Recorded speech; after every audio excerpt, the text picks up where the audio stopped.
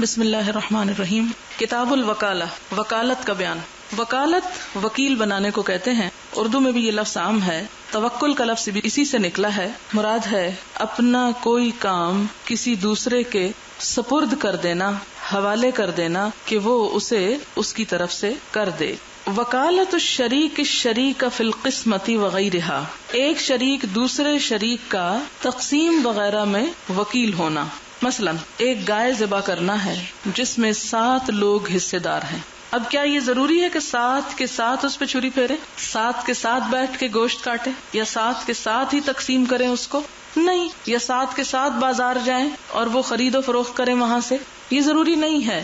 بلکہ کیا ہو سکتا ہے کہ 7 مل کر اپنا پیسہ ایک شخص کو دے دیں، وہ بازار جائے، خرید لائے، ذبح کرے، گوشت بنائے اور 7 کی طرف سے فقراء غرباء میں تقسیم کر دے. تو اس بات کی اجازت ہے. اور اسی بنا پر یہ جو کشمیر کے لیے اور دیگر قربانیاں اکٹھی کی جاتی ہیں، لی جاتی ہیں اور پھر سب لوگوں کی طرف سے ذبح کر کے غرباء میں تقسیم کر دی جاتی ہیں، تو یہ بھی ایک طرح سے کیا ہے کہ سب شریکوں نے کیا کیا؟ وکیل بنا لیا. کس کو؟ چند افراد کو جنہوں نے ان کے حصے کا کام کیا، ان کی ذمہ داری کو پورا کیا. کیا ایسا کرنا جائز ہے یا نہیں؟ اسی کی بات یہاں پر ہو رہی ہے. وقد اشرک النبی صلی اللہ علیہ وسلم علیٰ فی ہدیہ، نبی صلی اللہ علیہ وسلم نے شریک کیا حضرت علی رضی اللہ تعالی عنہ کو. کس میں؟ فی ہدیہ، اپنی قربانی میں، ہدی میں. ثم امرہ بقسمتها، پھر حکم دیا ان کو کس کا؟ اس کی تقسیم کا. کہ پہلے ان کو شریک کر لیا، پھر ان کے حوالے کر دیا کہ وہ اسے غریبوں میں تقسیم کر دیں. تو ایسا کرنا جو ہے جائز ہے، کرنے والے کے لیے بھی اور جو کروانے والے ہیں ان کے لیے بھی. لیکن یہ یاد رہے کہ یہ جسمانی عبادت میں نہیں ہو سکتا، مالی عبادات وغیرہ میں اور مالی چیزوں میں ہو سکتا ہے. مثلا آپ یہ نہیں کہہ سکتے کہ میں سونے جا رہی ہوں، میرے حصے کی نماز تم ادا کر دینا، یا آج میری جگہ پر میری چھوٹی بہن کلاس میں چلی جائے اور سبق پڑھائے. حدثنا قبیصۃ حدثنا سفیان عن ابن ابی نجیح عن مجاہد عن عبد الرحمن ابن ابی لیلى عن علی رضی اللہ عنہ قال امرنی رسول اللہ صلی اللہ علیہ وسلم، حکم دیا مجھ کو نبی صلی اللہ علیہ وسلم نے، ان اتصدق، کہ میں صدقہ کر دوں، بجلال البدن، قربانی کے اونٹوں کی جھولیں، التی نحرت، جو قربان کیے گئے تھے، وبجلودها، اور ان کی کھالیں بھی. یعنی سارے کام میں بھی شریک کیا جا سکتا ہے اور کام کے ایک حصے میں بھی وکیل بنایا جا سکتا ہے.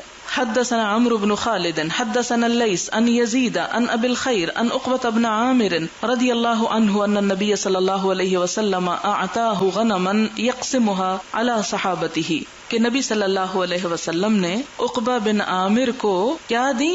غنمن، بکریاں. کس لیے دی؟ یقسمها علی صحابته، کہ وہ انہیں اپنے صحابہ میں تقسیم کر دیں. فبقیا، تو باقی بچ گیا، عتود، ایک بکری کا بچہ. عتود کہتے ہیں وہ بچہ جس کی عمر 1 سال ہو. فذکر النبی صلی اللہ علیہ وسلم، تو انہوں نے اس بات کا ذکر نبی صلی اللہ علیہ وسلم سے کیا. فقال دح به انت، اس کو تم قربانی کر لو، یعنی اپنی طرف سے کر لو اس کو. تو اس سے کیا پتہ چلتا ہے کہ وہ ایک طرح سے کیا تھی؟ اجرت بھی تھی، یا ایک طرح سے صلہ بھی تھا اس کام کا. تو اس سے کیا پتہ چلتا ہے کہ وکالت کے پیشے میں اگر کوئی شخص وکیل بنتا ہے تو وہ دوسرے کا مقدمہ لڑتا ہے، تو اس پر جو فیس لیتا ہے وہ فیس بھی اگر معروف طریقے سے ہے، جائز ہے، تو وہ حلال ہے. جھوٹ کی وکالت نہ کرے، سچ کی، کیونکہ جھوٹ کی وکالت پر اجرت لینا جو ہے وہ پھر حرام ہے. باب اذا وکل المسلم حربیا فی دار الحرب او فی دار الاسلام جازہ. اذا، جب، وکل، وکیل بنائے، المسلم، کوئی مسلمان، حربین، حربی کافر کو. حربی کافر کون ہوتا ہے؟ جو کسی ایسے غیر مسلم ملک کا باشندہ ہو جن کے ساتھ مسلمانوں کے جنگی ٹرمز ہو، جنگ جاری ہو یا امکان ہو، اسے دار الحرب کہتے ہیں. اور دار الکفر کیا ہے؟ کہ جو غیر مسلم تو ہے لیکن اس کے ساتھ جنگ نہیں. او فی دار الاسلام، یا کوئی کافر کسی مسلمان حکومت کے اندر رہتا ہے تو کیا اس کو بھی وکیل بنایا جا سکتا ہے؟ اس سے کیا پتہ چلتا ہے؟ کیا مسلمان کسی غیر مسلم کو اپنا وکیل بنا سکتا ہے؟ یعنی ضروری ہے کہ اپنا مقدمہ لڑنے کے لیے کسی مسلمان وکیل ہی کا انتخاب کیا جائے.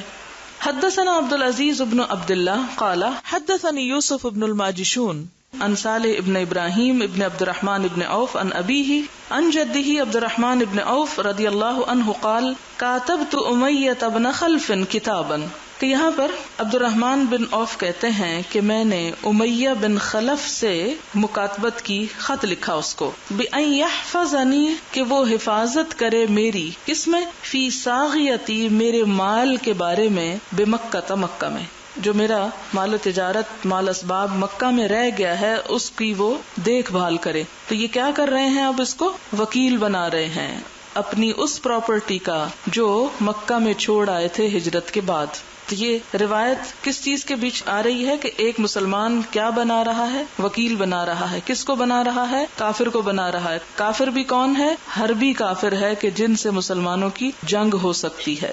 وَأَحْفَظُهُ، اور اس کا معاوضہ کیا طے کیا کہ میں حفاظت کروں گا اس کی، فی ساغیتہ بالمدینہ، اس کی اس پراپرٹی کی جو مدینہ میں ہے۔ یعنی ہوا یہ کہ امیہ بن خلف جو تھا اس کی پراپرٹی مدینہ میں تھی، اور حضرت عبد الرحمن بن عوف کی کہاں تھی؟ مکہ میں تھی۔ امیہ مکہ میں رہتا تھا، عبد الرحمن مدینہ میں رہتے تھے، تو دونوں نے ایک دوسرے سے ایکسچینج کر لیا۔ فلما ذکرت الرحمن، کہتے ہیں کہ جب میں نے ذکر کیا رحمان کا، یعنی اپنے نام کے ساتھ عبد الرحمن لکھا، قالا، تو کہا، کس نے؟ امیہ نے، کیا کہا؟ لا عارف الرحمن، میں نہیں پہچانتا کہ رحمان کون ہے۔ یہ قرآن میں بھی یہ بات آتی ہے نا کہ جب ان کے سامنے رحمان کا ذکر کیا جاتا ہے تو کہتے ہیں کہ ومر رحمان، رحمان کیا چیز ہے؟ کاتبنی، لکھو مجھ کو، باسم کا، اپنے اصلی نام کے ساتھ، الذی کان فی الجاہلیت، جو تمہارا جاہلیت کے دور میں نام تھا۔ فکاتبتہ عبد عمر، تو میں نے اپنا نام وہی لکھا، عبد عمر۔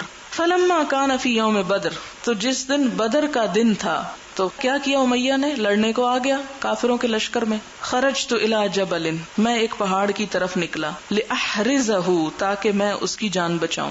حین نام الناس، جب لوگ سو گئے تھے۔ فابصرہ بلال، تو بلال نے اس کو دیکھ لیا۔ فخرج، تو وہ نکلے، حتی وقف علی مجلس من الانصار، یہاں تک کہ وہ انصار کی ایک مجلس کے پاس جا کے کھڑے ہو گئے۔ کون؟ بلال۔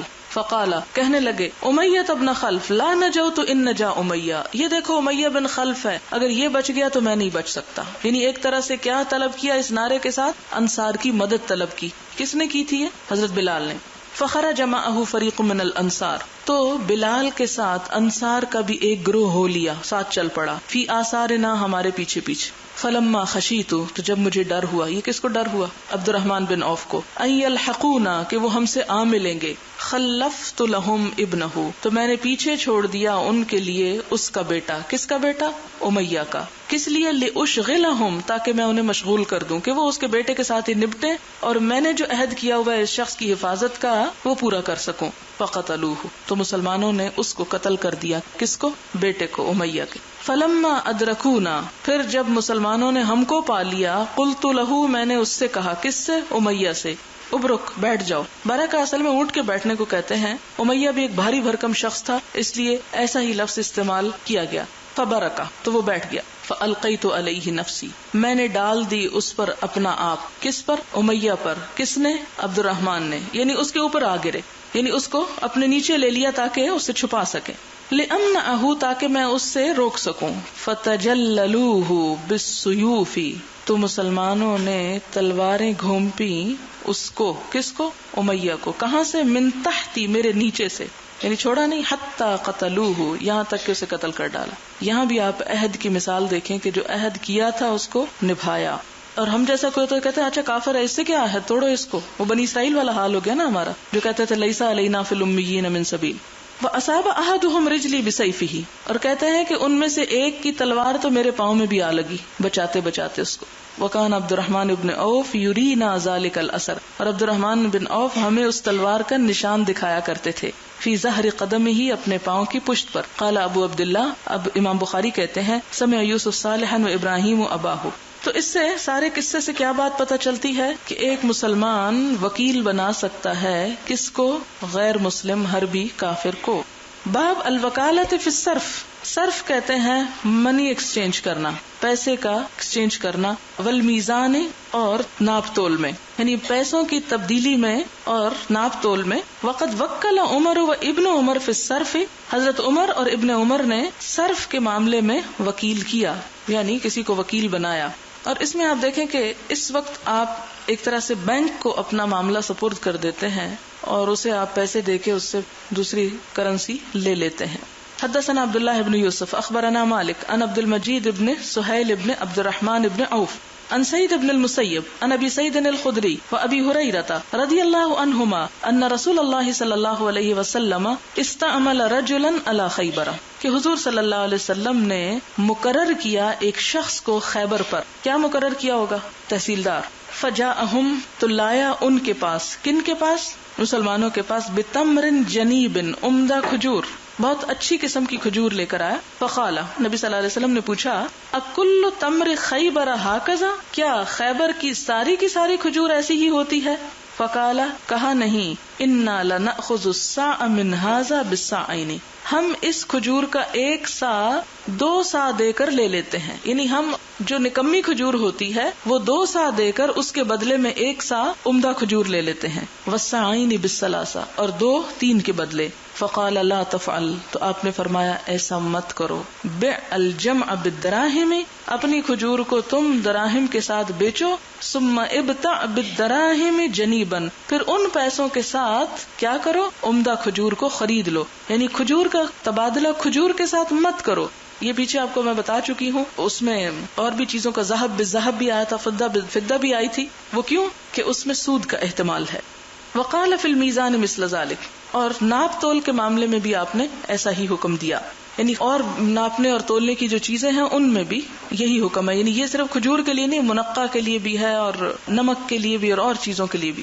باب اذا ابصر الراعی او الوکیل شاة تموت او شیئا یفسد ذبح واصلح ما یخاف علیہ الفساد. اذا جب ابصر دیکھے، الراعی چرواہا، او الوکیل یا کوئی وکیل کس چیز کو دیکھے؟ شاطن کسی بکری کو، تموتو کہ مر رہی ہے، او شیئن یا کوئی چیز، یفسدو بگڑ رہی ہے یعنی خراب ہو رہی ہے، ذبح تو بکری ذبح کر دے، و اصلحہ اور بگڑتی چیز کو ٹھیک کر دے، ما یخاف علیہ الفساد جس چیز کے فساد کا اس کو خوف ہو. اس کا کیا مطلب ہے؟ چرواہا بھی ایک طرح سے وکیل ہے. کس کا؟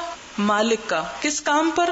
بکریاں چرانے پر. اسی طرح کوئی شخص کسی گھر میں چوکیدار ہے اور وہ دیکھ رہا ہے کہ پانی کی موٹر چل رہی ہے اور پانی ہے کہ گرا چلا جا رہا ہے اور موٹر ہے کہ جلنے کے قریب ہے. اب وہ یہ کہے کہ مجھے تو یہ ذمہ داری نہیں سونپی گئی تھی، مجھے تو یہ کہا گیا تھا تم اس گیٹ پر رہنا. اب جلتی ہے موٹر تو جلے، یا پانی بہتا تو بہے. نہیں، اسے ایسا نہیں کرنا چاہیے. اگر وہ کوئی ایسی چیز دیکھتا ہے کہ جس پر اسے وکیل بنایا گیا اس میں کوئی فساد لازم آ رہا ہے یا کوئی چیز بگڑ رہی ہے یا ٹوٹ رہی ہے یا بکری مرنے لگی ہے، تو کیا کرنا چاہیے؟ اسے انیشیٹو لے کر کوئی ڈیسیژن لے لینا چاہیے تاکہ وہ بگڑتی چیز کو بچا سکے. یا مثلاً آپ چوکیدار رکھتے ہیں کہ جی تم گھر کے اندر نہیں جا سکتے، بس تمہارا کام باہر تک ہے. اب مالک گھر پہ نہیں، دیکھتے خدا نہ خواستہ اندر کہیں آگ لگ گئی، تو اب وہ کہے کہ نہیں مجھے تو حرام ہے اندر جھانکنا بھی، تو اس لیے میری ذمہ داری نہیں، ایسی بات نہیں ہے. وہ کام بھی اس میں بھی دخل اندازی پھر کر سکتا ہے. آپ نے دیکھا ہوگا کہ بعض اوقات کچھ لوگ خود باہر چلے جاتے ہیں، اپنا مکان کسی کو دے جاتے ہیں کہ تمہیں ہمیں اتھارٹی دیتا ہوں، اس کو کرائے پہ چڑھاؤ یا اس کو دیکھ بھال کرو. اب پیچھے سے کیا ہوتا ہے، ایسا آندھی طوفان یا زلزلہ آتا ہے کہ اس میں کوئی خرابی واقع ہو جاتی مکان میں، تو وہ یہ سوچے کہ مجھے تو مالک نے صرف یہ کہہ کے کرائے پہ چڑھا کے کرایہ وصول کر کے اس کو دینا ہے اور میں اسی کا ذمہ دار ہوں. نہیں، اگر وہ دیکھے کہ کوئی ایسی ریپیئر کی ضرورت ہے تو اسی کے کرائے میں سے خود اپنی مرضی کے ساتھ اس میں کچھ نہ کچھ اصلاح کر سکتا ہے. اس سے اس پر کوئی گناہ لازم نہیں ہوگا. حدثني اسحاق بن ابراہیم سمع المعتمر انبانا عبید اللہ النافع انه سمع ابن كعب بن مالك يحدث عن ابيه انه كانت لهم غنم ترعى بسلع. کعب بن مالک کہتے ہیں اپنے والد سے روایت کرتے ہیں کہ ان کی کچھ بکریاں تھیں جو سلا کے پہاڑ پر چرتی تھیں. فابصرت جاریۃ لنا بشاۃ من غنمنا، تو ہماری ایک لونڈی نے دیکھا ایک بکریوں میں سے ایک بکری کو موتن کے مرنے لگی. فکسرت حجرن، تو اس نے ایک پتھر توڑا. فذبحتھا بہ، یعنی اس طرح توڑا کہ اس پتھر کے ذریعے اس بکری کو ذبح کر لیا. آپ کو یہ معلوم ہے نا کہ آئرن ایج سے پہلے سٹون ایج میں لوگ اپنے ہتھیار جو تھے وہ بھی پتھر ہی سے بنایا کرتے تھے اور انہی سے شکار کیا کرتے تھے. تو اس لیے اس میں کوئی حیرانگی کی بات نہیں کہ پتھر سے کیسے ذبح کر لیا، یعنی اس کے نکیلے اینڈ سے اس نے بکری کو ذبح کر دیا. فقال لهم لا تاکلوا، تو انہوں نے اس سے کہا کہ مت کھاؤ. کیوں نہ کھاؤ؟ اس لیے نہ کھاؤ کہ یہ تو اس کو اجازت نہیں تھی اس طرح ذبح کرنے کی، اس نے ایسا کر لیا. حتی اسأل النبی صلی اللہ علیہ وسلم، یہاں تک کہ میں نبی صلی اللہ علیہ وسلم سے پوچھ لوں، او ارسل الی النبی صلی اللہ علیہ وسلم من یسألہ، یا میں نبی صلی اللہ علیہ وسلم کو کہلا بھیجوں جو آپ سے جا کے پوچھ لے. وانہ سأل النبی صلی اللہ علیہ وسلم عن ذاک، تو انہوں نے نبی صلی اللہ علیہ وسلم سے اس معاملے کے بارے میں پوچھا. او ارسل، یا کہلا بھیجا، فامرہ باکلھا، تو آپ نے اس کو کھانے کی اجازت دی. قال عبید اللہ فیعجبنی انہا امۃ، عبید اللہ کہتے ہیں کہ مجھے حیرانی ہوتی ہے کہ وہ ایک لونڈی تھی، وانہا ذبحت، اور اس نے ذبح بھی کر لیا، یعنی اتنی جرت والی تھی کہ ایک بکری ذبح کر لی اس نے. ہم جیسا کوئی ہوتا وہاں تو اسے دیکھ کے خود بھی بھاگ جاتا کہ مرنے لگی، شاید ہم بھی مر جائیں گے اس کے ساتھ. تابعہ عبدۃ عن عبید اللہ. یہاں ایک اور بات پتہ چلتی ہے، مثلاً کسی شخص کو چوکیدار رکھا گیا مرغیوں کی دیکھ بھال پہ، مثال کے طور پر. اب اس میں سے ایک مرغی جو ہے اس کو بلی نے پکڑنے کی کوشش کی، جس کی وجہ سے وہ زخمی ہو گئی. اب یہ ہے کہ بجائے اس کے کہ وہ زخمی مرغی اذیت میں رہے، بہتر ہے کہ اس کو ذبح کر لیا جائے. اب جو اصل مالک ہے مرغیوں کا وہ تو کہیں اور ہے. اب یہ تو ہو نہیں سکتا کہ مرغی ذبح کر کے رکھ دیں کہ جب وہ آئے تو اسے کھائے، اگر قریب ہے پھر تو اور بات ہے. لیکن اب یہ بھی نہیں ہو سکتا کہ ذبح کر کے ان سے بن میں پھینک دے، ایک کھانے کی چیز اسے کھا لینا چاہیے. ایسی صورت میں کیا یہ کھانے کی چیز اس کے لیے حلال ہوگی یا حرام ہوگی؟ تو اس حدیث سے یہ پتہ چلتا ہے کہ وہ کھا سکتا ہے اس کو. باب وکالت الشاہد والغائب جائزۃ، حاضر اور غائب دونوں کی وکالت درست ہے.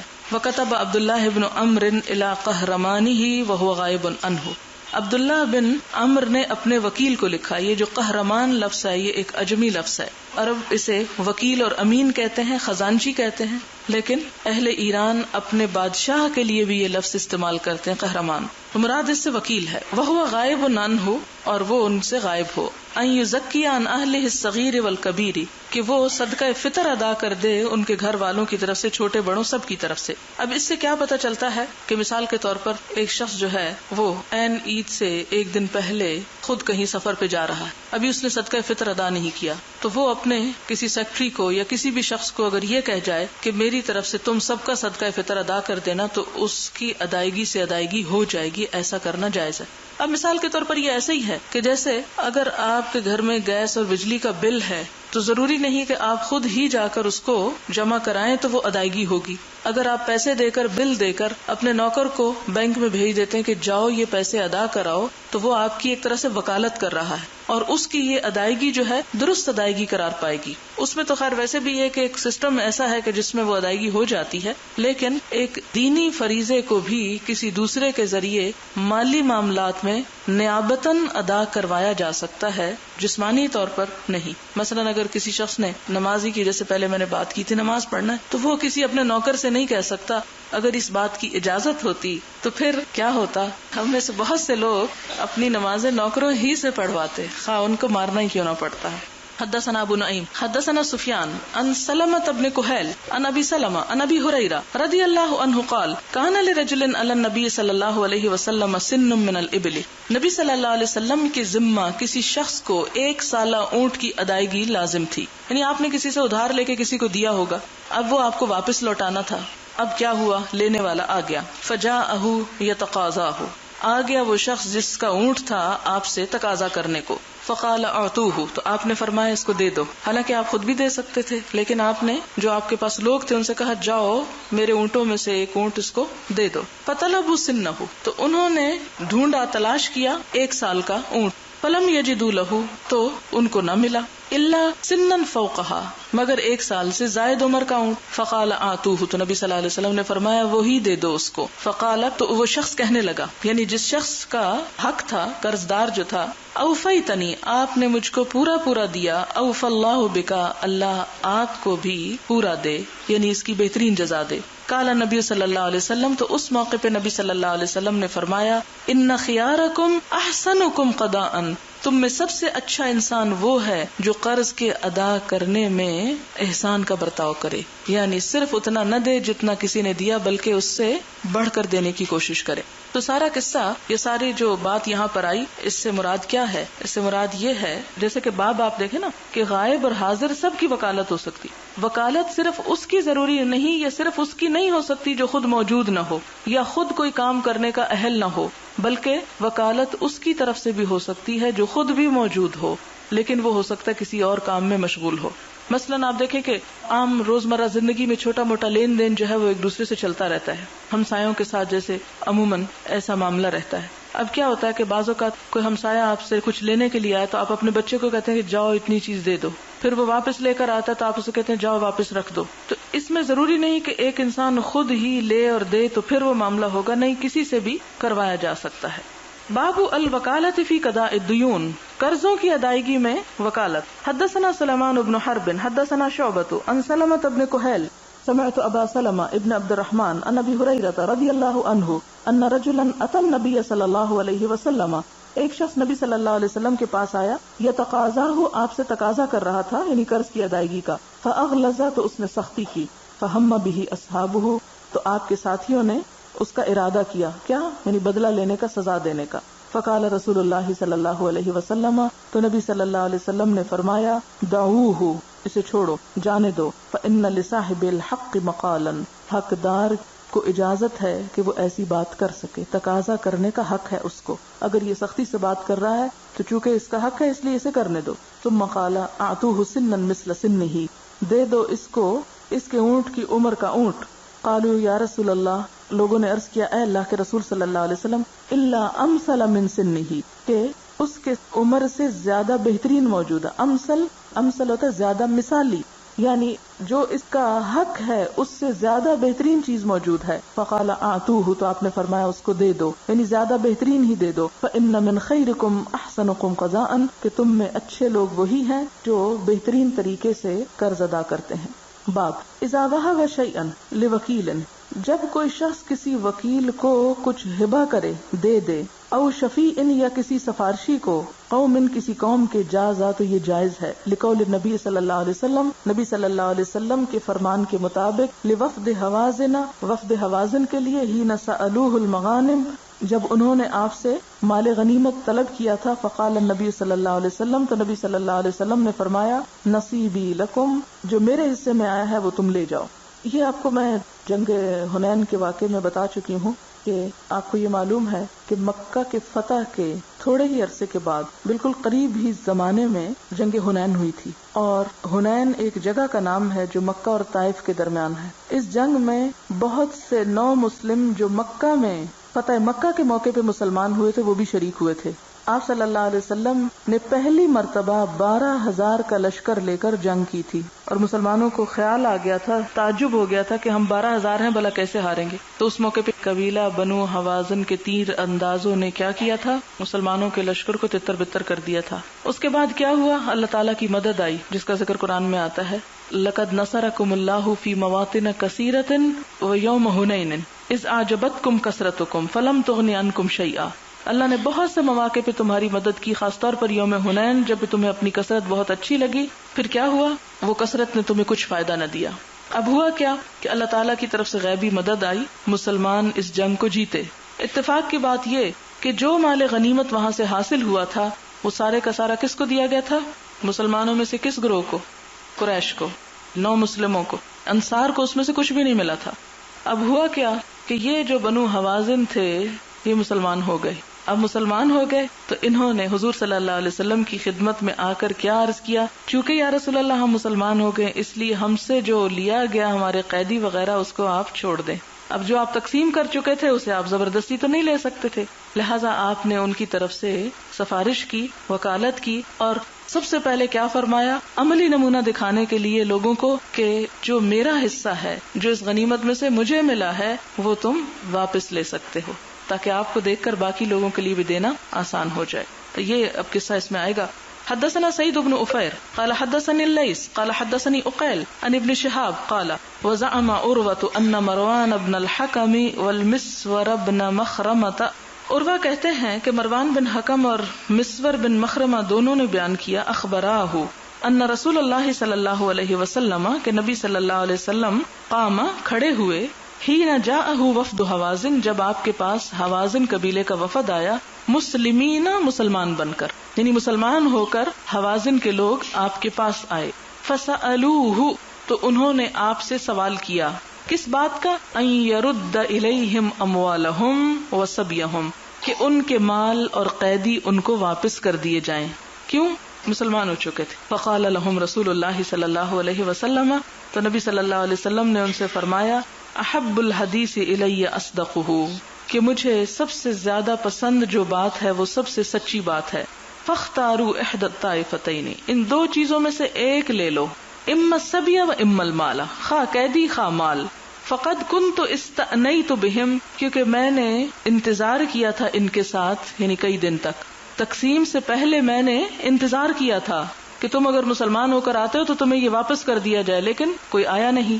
وقت کان رسول اللہ صلی اللہ علیہ وسلم انتظرہم، اور نبی صلی اللہ علیہ وسلم نے ان کا انتظار کیا تھا. بضع عشرۃ لیلۃ، کئی رات تک. عشرۃ 10 کے اوپر کچھ، یعنی 10 سے زیادہ راتیں ان کا انتظار کیا. حین قفل من الطائف، جب آپ طائف سے واپس لوٹے. فلما تبین لهم، پھر جب ان پہ واضح ہو گیا، ان رسول اللہ صلی اللہ علیہ وسلم، کہ نبی صلی اللہ علیہ وسلم غیر راد نہیں لوٹانے والے، الا احدى الطائفتین، مگر دو چیزوں میں سے ایک کو. قالوا، تو کہنے لگے، فإنا نختار سبینا، کہ ہم اپنے قیدیوں کو اختیار کرتے ہیں، یعنی مال نہ دیں، ہمارے لوگ ہم کو واپس کر دیں. فقام رسول اللہ صلی اللہ علیہ وسلم فی المسلمین، تو نبی صلی اللہ علیہ وسلم مسلمانوں میں کھڑے ہوئے. فاثنى علی اللہ بما هو اہلہ، تو اللہ تعالیٰ کی تعریف حمد و ثنا کی، یعنی خطبہ دیا اور اللہ تعالیٰ کی حمد و ثنا بیان کی جس کا وہ حقدار ہے. ثم قال، پھر فرمایا، اما بعد فإن اخوانکم هؤلاء قد جاؤونا تائبین، کہ تمہارے یہ بھائی ہمارے پاس توبہ کر کے آ گئے ہیں. کون سے بھائی ہیں یہ؟ حوازن کے لوگ. وإنی قد رأیت ان ارد الیہم سبیہم، اور میں خیال کرتا ہوں کہ ان کے قیدی ان کو واپس دے دینے چاہیے. فمن احب منکم، تو جو تم میں سے چاہے، ان یطیب بذالک، کہ اس کو خوشی سے دے دے، فلیفعل، تو اسے چاہیے کہ وہ کر لے. ومن احب منکم، اور جو تم میں سے یہ چاہے، ان یکون علی حظہ، کہ وہ اپنے حصے پر رہے، حتی نؤتیہ ایاہ، یہاں تک کہ ہم اس کو اس کا بدلہ دیں. من اول ما یفیء اللہ علینا، پہلا وہ مال جو اللہ تعالیٰ ہمارے پاس لائے، فلیفعل، تو وہ ایسا کر لے. یعنی اگر کوئی اپنا حصہ دیتا ہے خوشی کے ساتھ تو ٹھیک ہے، اور اگر خوشی کے ساتھ کوئی نہ دے تو انشاءاللہ اس کے بعد جو غزوہ ہوگا، جو مال غنیمت اللہ ہم کو دے گا، اس میں سے ہم اس کو اس کے بدلے حصہ دے دیں گے. یعنی وہ پھر بھی دے دے، کیونکہ آپ ان سے عہد کر چکے تھے نا، وہ دے دے اور اس کا بدلہ ہم اس کو لوٹائیں گے. کہاں سے؟ اس کے بعد جو بھی پہلی غنیمت ہمارے پاس آئے گی. فقال الناس، تو لوگوں نے کہا، قد طیبنا ذلک لرسول اللہ صلی اللہ علیہ وسلم لہم، کہ ہم اللہ کے رسول صلی اللہ علیہ وسلم کی خوشی کی خاطر ہم دل کی خوشی سے یہ کام کر رہے ہیں. فقال رسول اللہ صلی اللہ علیہ وسلم، انا لا ندری من اذن منکم فی ذلک، نبی صلی اللہ علیہ وسلم نے فرمایا کہ ہم نہیں جانتے کہ تم میں سے اس بات کی کس نے اجازت دی، ممن لم یأذن، اس میں سے کس نے اجازت نہ دی. فرجعوا حتی یرفعوا الینا رفاءکم، تو لوٹو، جاؤ یہاں تک کہ ہمارے پاس اپنے سرداروں کو لے کر آؤ، امرکم، اپنے اس معاملے میں. فرجع الناس، تو لوگ لوٹ گئے. فکلمہم عرفاؤہم، یعنی ان کے وکیل یعنی نمائندے عرفاء نے ان سے بات کی. ثم رجعوا الی رسول اللہ صلی اللہ علیہ وسلم، پھر وہ لوٹے نبی صلی اللہ علیہ وسلم کی طرف. فاخبروہ، تو انہیں خبر دی، انہم قد طیبوا واذنوا، کہ انہوں نے خوشی کے ساتھ، رضامندی کے ساتھ وہ قیدی لوٹانے کی اجازت دے دی ہے.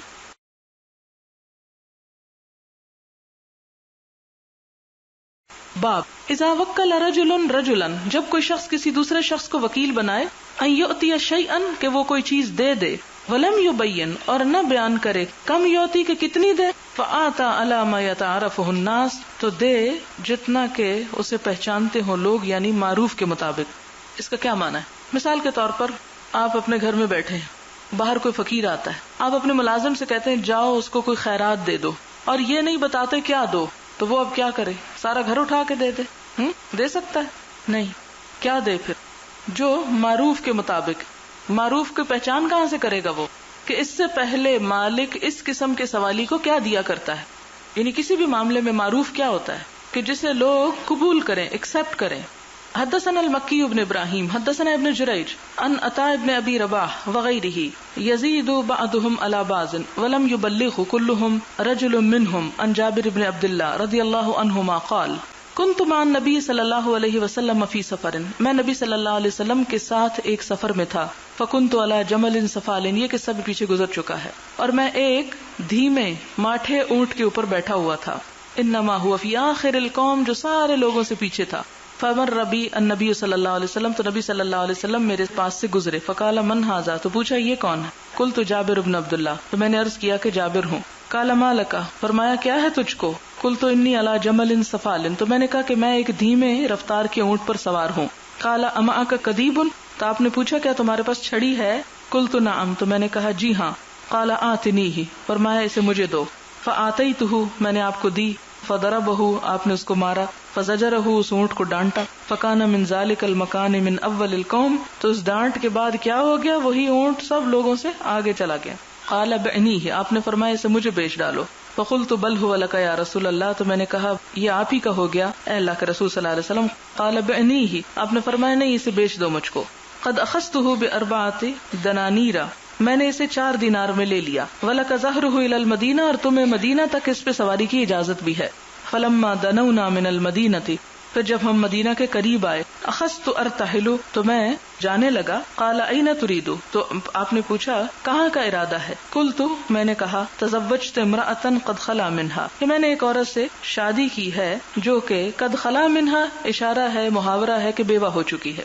یعنی پہلے سے شادی شدہ عورت جو تھی بیوہ ہونے کے بعد بڑی عمر کی، میں نے اس سے شادی کی ہے. قال فہلا جاریۃ تلاعبها وتلاعبک، قلت ان ابی توفی، میں نے کہا میرے والد فوت ہو چکے ہیں. وترک بناتن، اور کچھ بیٹیاں چھوڑ گئے. فاردت ان انکح امرأۃ، میں نے چاہا کہ میں ایک ایسی عورت سے شادی کروں قد جربت خلا منہا، کہ جو پہلے سے جہاں دیدہ ہو. قال فذالک، تو یہ اس وجہ سے ہے. فلما قدمنا المدینہ، جب مدینہ آئے ہم. قال یا بلال اقضہ وزدہ، تو آپ صلی اللہ علیہ وسلم نے حضرت بلال کو اس اونٹ کی قیمت دینے کا حکم دیا. فرمایا کہ بلال اس کی قیمت ادا کر دو، اقضہ پوری دے دو، وزدہ اور زیادہ بھی دے دو. فآتاہ 4 دنانیر وزادہ قیراطا، تو بلال نے 4 دینار اور اس پر قیراط 1 بڑھا کر دیا. قال جابر لا تفارقنی زیادت رسول اللہ صلی اللہ علیہ وسلم، کہتے ہیں کہ وہ جو نبی صلی اللہ علیہ وسلم نے مجھے زیادہ دیا تھا وہ مجھ سے کبھی جدا نہیں ہوا. یعنی باقی 4 دینار تو میں نے خرچ کر ڈالے، لیکن وہ جو قیراط تھا وہ میں نے اپنے پاس بطور نشانی کے رکھا. فلم یکن القیراط یفارق جرابہ جابر ابن عبداللہ، یہ قیراط جو تھا سونے کا، یہ جابر کی تھیلی سے کبھی نکلا نہیں تھا. یہ ایک یادگار سکہ بن گیا جو ہمیشہ ان کے ساتھ رہتا تھا. یہاں یہ حدیث چونکہ پہلے بہت دفعہ آپ پڑھ چکے، اس لیے باقی حدیث کی تو وضاحت کی ضرورت نہیں، لیکن آخری حصہ جو ہے وہ اس باب سے مطابقت رکھتا ہے. 2-3 سیکھنے کی باتیں ہیں اس میں. ایک تو وہی بات کہ کسی دوسرے کے ذریعے بھی ادائیگی کروائی جا سکتی. مثلاً آپ بعض اوقات کیا کرتے ہیں، اپنے پیسے، اپنی تمام چیزیں اپنے کسی بچے کو دے دیتے ہیں کہ یہ مہینے کا خرچہ تم کو چلانا ہے، یا شوہر اپنی بیوی کو دے دیتا ہے کہ یہ جو چاہو اس میں کرو. عموماً وہ تنخواہ لا کے آپ کو دے دیتے ہیں کہ جہاں جہاں چاہو استعمال کرو، تو اس کو بھی کیا کرنا چاہیے؟ معروف کے مطابق استعمال کرنا چاہیے. دوسری بات اس سے یہ پتہ چلتی ہے کہ نبی صلی اللہ علیہ وسلم دوسروں کا حق دینے میں احسان سے کام لیتے تھے. ہمارے اندر بھی یہی اخلاق ہونا چاہیے. آپ دیکھیں کہ کبھی آپ ٹیکسی پر بیٹھے ہوں تو آپ نے یہ کیا کہ اگر 25 روپے طے ہوئے اور آپ کے پاس 5 کا نوٹ نہیں تھا اور 25 کی بجائے 30 تھے آپ کی جیب میں، تو آپ نے کہا اچھا چلو 30 ہی لے لو. عموماً لوگ کیا کوشش کرتے ہیں، بس 5 روپے کوئی نہیں اور یہ 20 ہی لے لو. ایسا نہیں ہونا چاہیے. میں ہمیشہ یہ کہتی ہوں کہ کیا ہماری ساری بچت غریبوں اور مزدوروں کے ساتھ ہی ہے، کہ جو بےچارے محنت مزدوری کر کے ایک ٹھیلا لگاتے ہیں، اور ہم کیا کرتے ہیں کہ جا کے ان سے پھل خریدا یا کوئی بھی چیز خریدی، اور عموماً کوشش یہی ہوتی ہے پہلے تو یہ کہ جتنا سستے سے سستا ہو، ٹھیک ہے معروف قیمت ہی ہونی چاہیے، لیکن ادائیگی میں روپیہ ادھر تو چلا جائے ادھر نہ رہے. کیونکہ اس دل کی خوشی کے ساتھ انسان جب کسی کے ساتھ بھی احسان کرتا بغیر اس کے کہ اس سے کوئی بھی صلے کی توقع ہو، اللہ تعالیٰ اس کے مال میں بہت برکت پیدا کر دیتا ہے. اور جو چیز صرف خالصتاً آپ اللہ کی رضا کے لیے دیتے ہیں، اس کا صلہ پھر بندے کے ذمہ نہیں ہوتا، پھر وہ اس کے ذمہ چلا جاتا ہے. وہ صلہ خود دیتا ہے، اور اس کے خزانے وہ تو بہت ہی وسیع ہیں. جیسے اتوار بازار آپ جاتے ہیں، آپ نے سامان اٹھوایا، اس سے بحث کرنے کی بجائے کیا لوگے کتنا لوگے، آپ کو پتا ہے 20 لیتے ہیں یا 10 لیتے ہیں جو بھی، تو آپ اس کو 5 زیادہ ہی دیں. آپ سوچیں، کبھی ذرا تصور میں لائیں کہ یہ شخص اگر سارا دن بھی یہاں کھڑا رہے، 10 پھیرے بھی لگائے، حد 20 بھی لگائے، سارے دن کے بعد اس کے پاس کیا آئے گا؟ 100 150 یا 200، حد 200 روپے. یعنی 20 پھیرے سے زیادہ لگ بھی نہیں سکتے، کیونکہ ایک شخص جو اس کو لے کے گھومتا ہے وہ آدھے گھنٹے سے پہلے اس کو فارغ ہی نہیں کرتا. بعضوں کو 2 گھنٹے لگا لیتے. اب آپ خود سوچیں کہ 2 گھنٹے کام کرنے کے بعد اگر اس کو 10 یا 15 روپے آپ نے دیے بھی تو کیا احسان کیا. اس لیے کہ اس کے بعد آپ دیکھیں کہ شام تک اگر اس کو 100 150 روپیہ مل گیا، پھر آپ دیکھیں کہ روز تو نہیں وہ کام وہاں مزدوری اس کی ہوتی، ہفتے بعد ہوگی، ہفتے میں 2 دفعہ زیادہ سے زیادہ ہوگی، باقی ہفتہ وہ بیکار بیٹھا ہوا ہے. تو ایسے لوگ بھی ایک طرح سے مدد کے مستحق ہوتے ہیں. اور ان کے ساتھ احسان کا رویہ اللہ تعالیٰ کو پسند ہے. پھر اسی طرح یہ ہے کہ حضور صلی اللہ علیہ وسلم کے ساتھ صحابہ کرام کی جو محبت تھی، جو تعلق تھا، اس کا بھی یہاں اظہار ملتا ہے.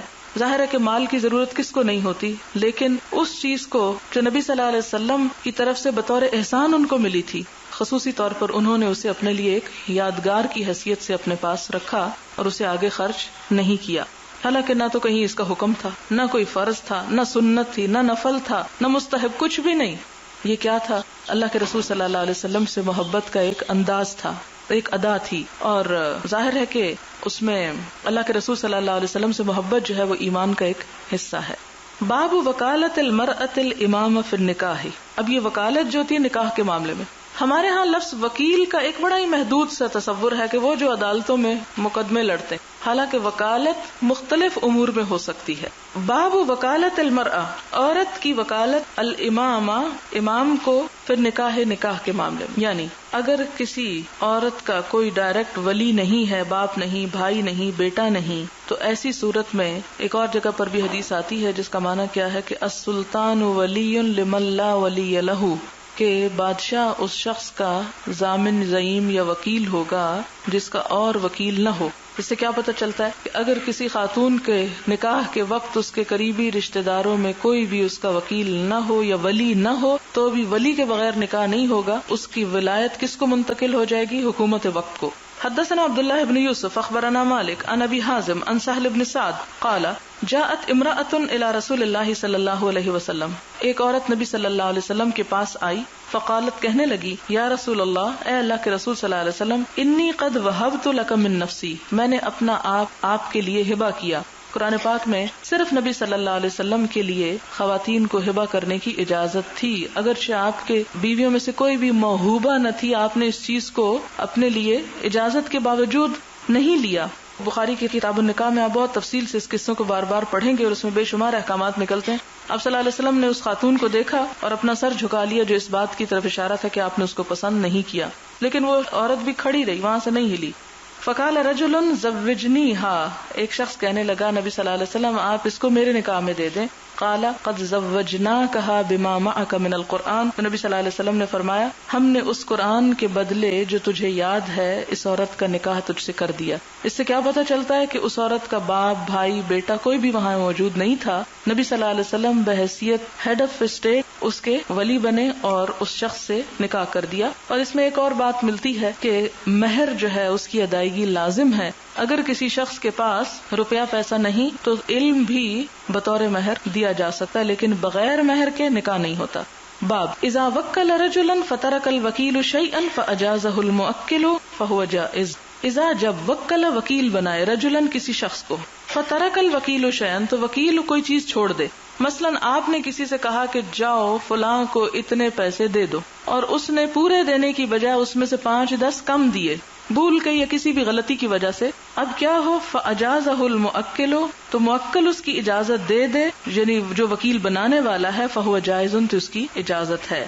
وان اقرضہ الی اجل مسمی جازہ، اور اگر قرض دے اس کو ایک مقرر مدت تک تو یہ بھی جائز ہے. وقال عثمان ابن الحیثم ابو عمرو حدثنا عوف عن محمد بن سیرین عن ابی ہریرہ رضی اللہ عنہ قال وکلنی رسول اللہ صلی اللہ علیہ وسلم بحفظ زکوٰۃ رمضان. یہ قصہ بھی آپ آیت الکرسی کی تفسیر میں پڑھ چکے ہیں، یہاں تھوڑی ڈیٹیل کے ساتھ آئے گا.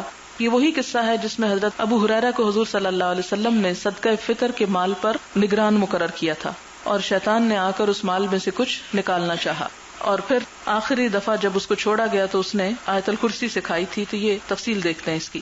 کہتے ہیں کہ وکلنی رسول اللہ صلی اللہ علیہ وسلم بحفظ زکوٰۃ رمضان، کہ نبی صلی اللہ علیہ وسلم نے وکیل بنایا مجھ کو کس کام پر؟ رمضان کی زکوٰۃ کی حفاظت پر. تو رمضان کی زکوٰۃ کیا ہوتی ہے؟ صدقہ فطر. فاتانی آتن، تو میرے پاس آنے والا آیا. فجعل یحسو من الطعام، تو اس نے لپ بھر بھر کے کھانا اٹھانا شروع کر دیا، کھجوریں وغیرہ ہوں گی. فاخذتہ، تو میں نے اس کو پکڑ لیا. وقلت، اور کہا، واللہ لارفعنک الی رسول اللہ صلی اللہ علیہ وسلم، اللہ کی قسم میں تجھے رسول اللہ صلی اللہ علیہ وسلم کے پاس ضرور لے جاؤں گا، میں تمہیں وہاں لے کے جاؤں گا. قالا، تو کہنے لگا، انی محتاج، میں ایک محتاج ہوں. وعلی عیال، اور مجھ پر میرے گھر والوں کی بھی ذمہ داری ہے. ولی حاجت شدیدہ، اور مجھے شدید ضرورت لاحق ہے. قال تو کہا فخلیت عنہ تو میں نے اس کو کیا کیا، اس کا راستہ چھوڑ دیا. فاصبحت میں نے صبح کی، یعنی یہ رات کو واقعہ پیش آیا، پھر صبح ہوئی. فقال النبی صلی اللہ علیہ وسلم یا ابا ہریرہ، تو نبی صلی اللہ علیہ وسلم نے فرمایا اے ابو ہریرہ، ما فعل اسیرک البارحہ، تمہارے قیدی نے کل رات کیا کیا تھا؟ قال قلت یا رسول اللہ، میں نے عرض کیا اللہ کے رسول صلی اللہ علیہ وسلم، شکا حاجتن شدیدتن، اس نے شدید ضرورت کی شکایت کی تھی، وعیالن اور گھر والوں کی، فرحمتہ تو میں نے اس پہ ترس کیا، فخلیت سبیلہ اس کا راستہ چھوڑ دیا. قال فرمایا اما انہ قد کذبک، کہ اس نے تجھ سے جھوٹ بولا، وسیعود وہ پھر آئے گا. فعرفت انہ سیعود تو مجھے پتا چل گیا کہ وہ پھر لوٹے گا. لقول رسول اللہ صلی اللہ علیہ وسلم، نبی صلی اللہ علیہ وسلم کے فرمان کے مطابق، انہ سیعود کہ وہ پھر آئے گا. فرصدتہ تو میں اس کی گھات میں لگا رہا، یعنی اس کی انتظار میں رہا. فجعل یحسو من الطعام، وہ پھر آ کے اس نے کیا کیا، کھانے سے یا اناج سے یا گیہوں سے گندم سے چلو بھرنے لگا.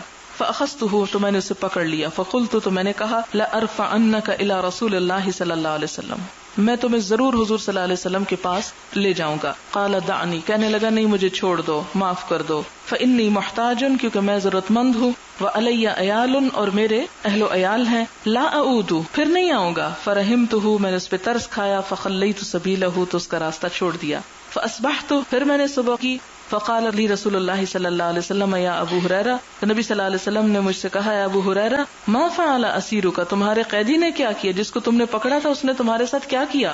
قلت تو میں نے کہا یا رسول اللہ، شکا حاجتن شدیدتن، اس نے اپنی بڑی سخت ضرورت بتائی، وعیالن اور بال بچوں کی مجبوری بتائی، فرحمتہ فخلیت سبیلہ.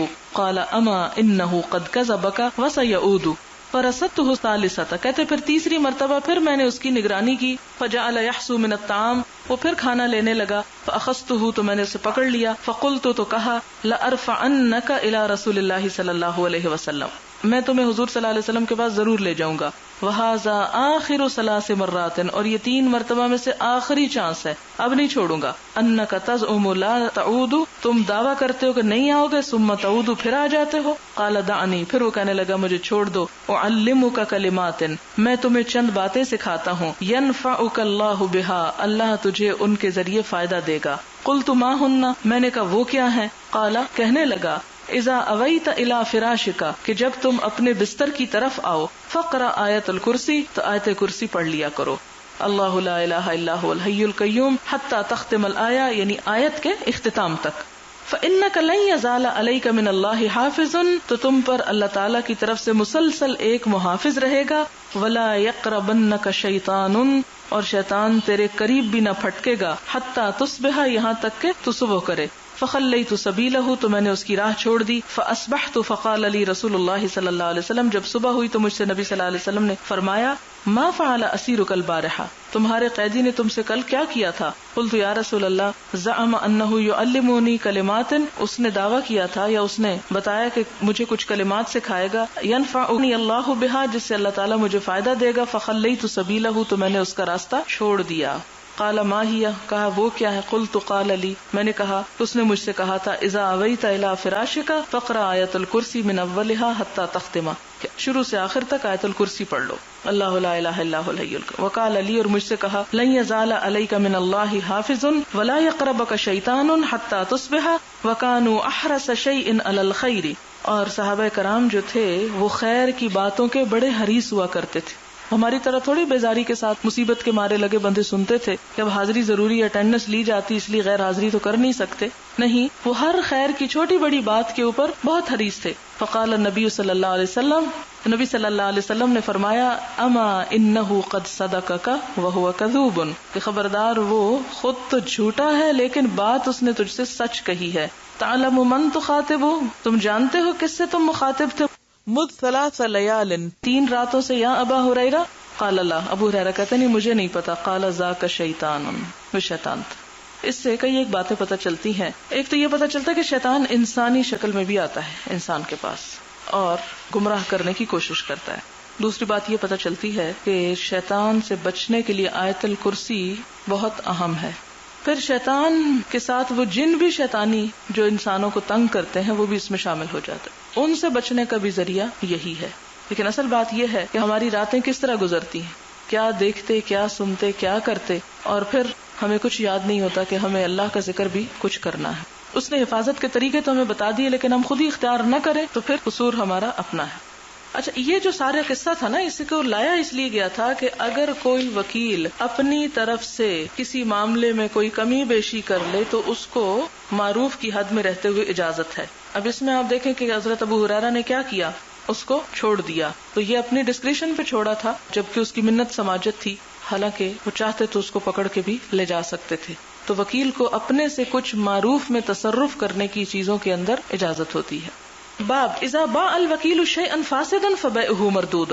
اگر کوئی وکیل فاسد چیز خریدے تو اس کی بیع لوٹا دی جائے گی. مثلا آپ نے کسی کو بھیجا کہ جاؤ اتوار بازار سے ٹماٹر خرید لاؤ، اور وہ گلے سڑے ٹماٹر خرید لائے، تو ایسی صورت میں آپ کو جو نقصان ہے اس کے ذمہ دار آپ نہیں بلکہ وہ وکیل ہوگا. وہ سودا واپس ہوگا. ویسے تو یہ ہے نا کہ جب بیچنے والا اور خریدنے والا الگ الگ ہو جائیں تو پھر سودا واپس نہیں کیا جا سکتا، لیکن یہاں چونکہ بیچ کا شخص ذمہ دار ہے اس لیے یہ اس کی ذمہ داری پہ جا پڑے گا. حدثنا اسحاق حدثنا یحییٰ ابن صالح حدثنا معاویہ هو ابن السلام ان یحییٰ قال سمعت عقبۃ بن عبد الغافر انه سمع ابا سعید الخدری رضی اللہ عنہ قال جاء بلال الى النبی صلی اللہ علیہ وسلم بتمر برنی، کہ حضرت بلال رضی اللہ تعالی عنہ جو تھے وہ نبی صلی اللہ علیہ وسلم کے پاس برنی کھجور لائے. یہ بھی ایک عمدہ کھجور کا نام ہے، عمدہ قسم کی کھجور.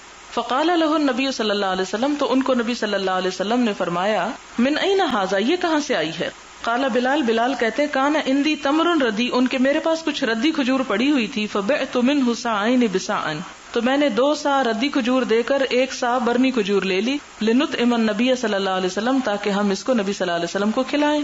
فقال النبی صلی اللہ علیہ وسلم عند ذالک، تو اس موقع پہ آپ نے فرمایا اوہ اوہ، بچو بچو، عین الربا، بالکل سود ہے، عین الربا بالکل سود ہے. لا تفعل، ایسا مت کرو. ولکن اذا اردت ان تشتری، اگر تم اس طرح خریدنے کا ارادہ کرو، فبیع تمر ببیع آخر ثم اشتری بہ، تو تم پہلے اپنی کھجور بیچ لو، پھر اس کی قیمت سے دوسری کھجور خرید لو. یعنی چیز کا تبادلہ چیز کے ساتھ برابر کے برابر تو ہو سکتا ہے، عینن بعین تو ہو سکتا ہے، یدن بیدن، یاد ہوگا آپ کو یہ بار بار لفظ آئے تھے، یدن بیدن تو ہو سکتا ہے، لیکن اس طرح نہیں ہو سکتا کہ ایک چیز زیادہ ہو اور ایک کم ہو، کیونکہ اس سے سود کا راستہ کھل جاتا ہے. سود میں بھی کیا ہوتا ہے کہ جو رقم آپ کسی کو قرض دیتے ہیں جب وہ واپس لیتے ہیں تو اس میں اضافہ ہو چکا ہوتا ہے.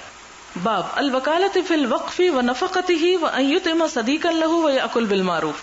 وقف کے مال میں وکالت. وقف اوقاف کیا ہوتے ہیں؟ یہ محکمہ اوقاف کا نام آپ نے سن رکھا ہوگا کہ کوئی شخص اپنی کسی پراپرٹی کو موویبل یا اموویبل فی سبیل اللہ، اللہ کے نام پر لوگوں کے ضروریات میں یا لوگوں کے استعمال کے لیے یا دین کے فائدے کے لیے وقف کر دیتا ہے. پھر وہ نہ اس کی اپنی اور نہ کسی اور کی ذاتی ملکیت ہوتا ہے، وہ ایک پبلک پراپرٹی ہو جاتی ہے جس میں سب کا فائدہ ہوتا ہے. تو اس پر اگر کوئی شخص کسی کو وکیل بنائے، ونفقتہ، اور اس کا خرچہ، یعنی کس کا؟ وکیل کا، وان یطعم صدیقا لہ، اور وکیل اپنے دوست کو کھلائے، ویأکل بالمعروف، اور خود بھی معروف طریقے سے اس میں سے کھا لے، تو اس کی اجازت ہے.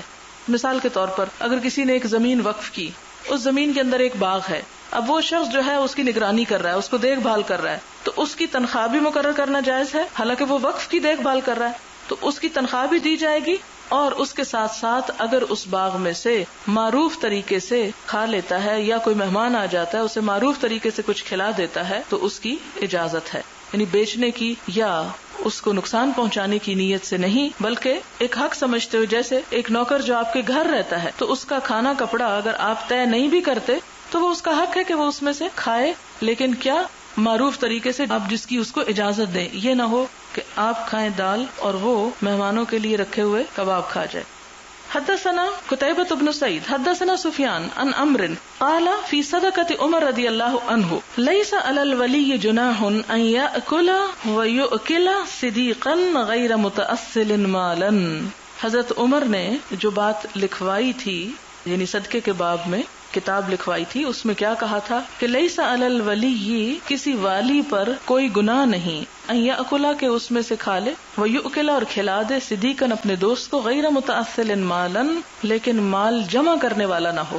متأصل اصل سے ہے، الف سے لام، آپ نے پڑھا ہوگا جھاؤ کے درخت کے لیے استعمال ہوتا ہے، جس کی لکڑی جو ہے وہ بڑی نفع مند ہوتی ہے. لیکن اس کا لفظی معنی کیا ہے؟ جمع کرنا اور جوڑنا، کہ کوئی شخص مال جمع کرنے کی نیت سے یا جوڑنے کی نیت سے اس میں سے نہ لے، ویسے ضرورتاً اس سے لے لے تو ٹھیک ہے. فکان ابن عمر هو یلی صدقۃ عمر یہدی لناس من اہل مکہ ینزل الیہم.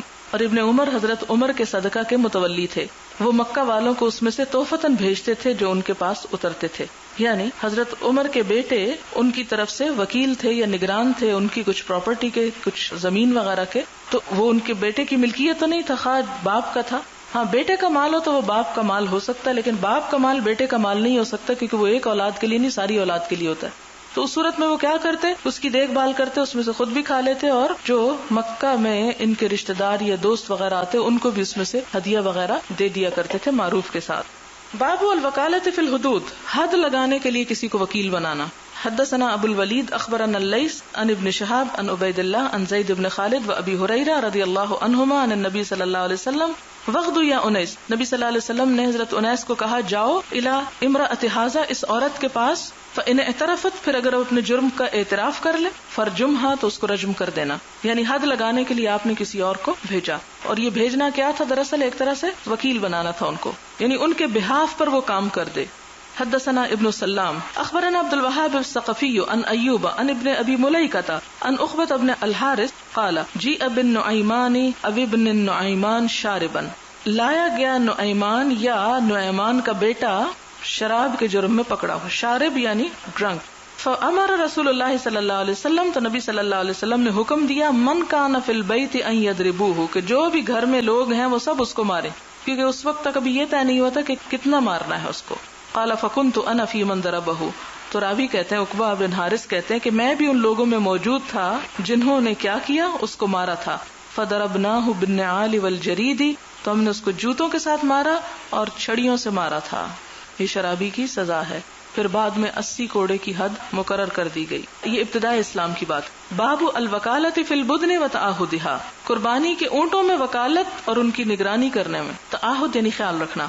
حدثنا اسماعیل بن عبد اللہ قال حدثني مالک عن عبد الله بن ابی بکر بن حزم عن امرۃ بنت عبد الرحمن انها اخبرته قالت عائشہ رضی اللہ عنہا، حضرت عائشہ کہتی ہیں انا فتلت قلائد ہدی رسول اللہ صلی اللہ علیہ وسلم، میں نے بٹے تھے ہار نبی صلی اللہ علیہ وسلم کی قربانی کے جانوروں کے، بیدی، اپنے ہاتھ سے.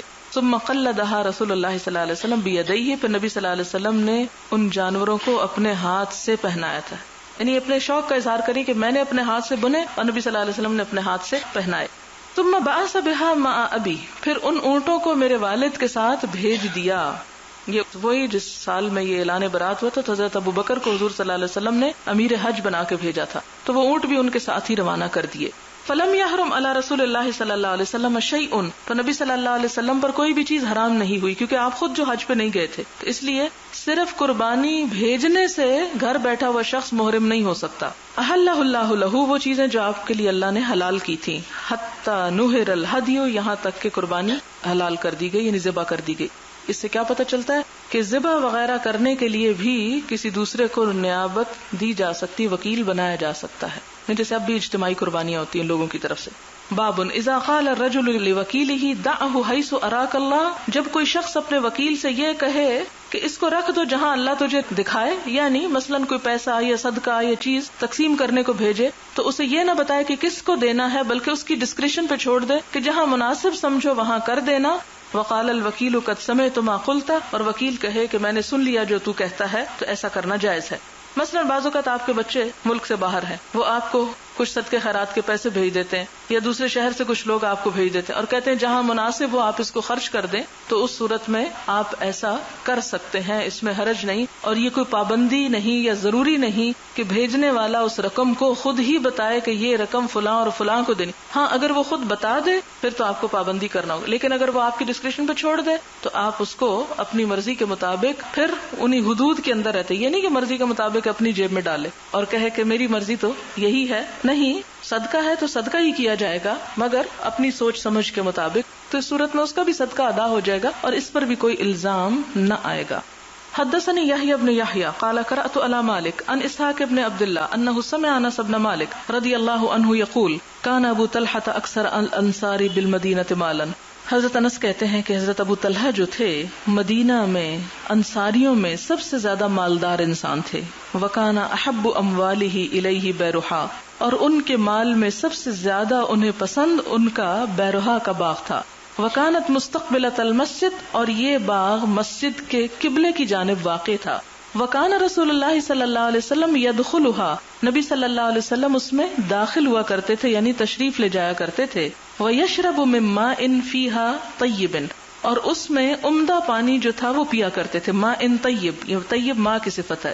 فلما نزلت، تو جب یہ آیت نازل ہوئی، لن تنالوا البر حتى تنفقوا مما تحبون، قام ابو طلحہ الى رسول اللہ صلی اللہ علیہ وسلم. اس آیت کے نازل ہونے پر حضرت ابو طلحہ جو تھے حضور صلی اللہ علیہ وسلم کے پاس آ کھڑے ہوئے. فقال، کہنے لگے، یا رسول اللہ، ان اللہ تعالی یقول فی کتابہ، کہ اے اللہ کے رسول صلی اللہ علیہ وسلم، اللہ تعالیٰ اپنی کتاب میں فرماتے ہیں، لن تنالوا البر حتى تنفقوا مما تحبون وان احب اموالی الی بیرحا، اور میرے مال میں سب سے زیادہ مجھے پسندیدہ بیرحا کا باغ ہے. وانہا صدقۃ للہ، اور میں اس کو اللہ کی خاطر صدقہ کرتا ہوں. ارجو برہا، میں اس کی نیکی کی امید رکھتا ہوں. وذخرہا عند اللہ، اور اللہ کے ہاں اس کے ذخیرہ ہونے کی. فداہا یا رسول اللہ حیث شئت، تو اے اللہ کے رسول صلی اللہ علیہ وسلم آپ اس کو جہاں چاہیں استعمال کریں. فقال بخن، تو آپ اس پر خوش ہو کے فرمایا کہ بہت خوب، واہ کیا بات ہوئی. ذالک مال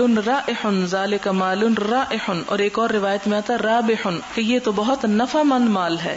اور یہاں کیا رائح، جانے والا ہے. یہ مال تو جانے ہی والا ہے، اس نے تو جلد یا بدیر جانا ہی تھا تمہارے ہاتھ سے. تم نے اچھا کیا اس کو اللہ تعالیٰ کے ہاں ذخیرہ کر دیا. اور دوسری روایت میں رابح، ربح سے فما ربحت تجارتہ، یعنی یہ نفع مند مال ہے، یہ تو بہت ہی اچھی چیز ہے جو تم نے اللہ کی راہ میں دی. قد سمعت ما قلت فیہا، میں نے سن لیا جو تو نے اس کے بارے میں کہا. وارا، اور میں سمجھتا ہوں، ان تجعلھا فی الاقربین، کہ تو اسے رشتہ داروں میں دے ڈال. قال افعل یا رسول اللہ، انہوں نے کہا کہ اے اللہ کے رسول صلی اللہ علیہ وسلم میں نے ایسا کر لیا، جو آپ نے کہا میں نے کر دیا. فقسمھا ابو طلحہ فی اقاربہ، تو ابو طلحہ نے اپنا وہ باغ اپنے رشتہ داروں میں تقسیم کر دیا.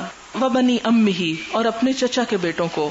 تابع اسماعیل عن مالک وقال روح عن مالک رابح، مالک کی روایت میں رابح کا لفظ آتا ہے. اب یہاں پر اس قصے میں باب کی کیا مناسبت ہے کہ حضور صلی اللہ علیہ وسلم نے ابو طلحہ کو جو باغ انہوں نے صدقہ کیا تھا اسی باغ کی تقسیم میں خود انہی کو وکیل بنا دیا. اور اب وہ تقسیم کس حیثیت سے کر رہے تھے؟ رسول اللہ صلی اللہ علیہ وسلم کے وکیل کی حیثیت سے، نمائندے کی حیثیت سے. اور وہ باغ اب ان کا اپنا نہیں تھا، وہ فی سبیل اللہ ہو چکا تھا. باب وکالت الامین فی الخزانۃ ونحوها، خزانچی کا خزانے میں وکیل ہونا، یعنی کسی بیت المال پر کسی شخص کو وکیل بنایا جانا. حدثني محمد بن العلاء حدثنا ابو اسامہ عن برید بن عبد اللہ عن ابی بردۃ عن ابی موسیٰ رضی اللہ عنہ عن النبی صلی اللہ علیہ وسلم قال، نبی صلی اللہ علیہ وسلم نے فرمایا، الخازن الامین الذي ينفق، وربما قال الذي يعطي ما امر به کاملا موفرا طیبا نفسه الى الذي امر به احد المتصدقین. یہ حدیث بھی گزر چکی ہے. معنی کیا ہے؟ امانت دار خزانچی جو اپنے مالک کے حکم پر پورا پورا صدقہ خوشی سے کرتا ہے یا دیتا ہے تو وہ بھی صدقہ دینے والوں میں شریک ہے، یعنی صدقہ دینے والوں میں سے ایک ہے. یعنی اگر کسی شخص کو کسی خزانے کے اوپر تقسیم کرنے والا بنا دیا جائے تو جو کچھ اس کے ہاتھ سے نکل کے دوسروں تک پہنچتا ہے اسے بھی صدقہ کرنے کا ثواب پہنچتا ہے.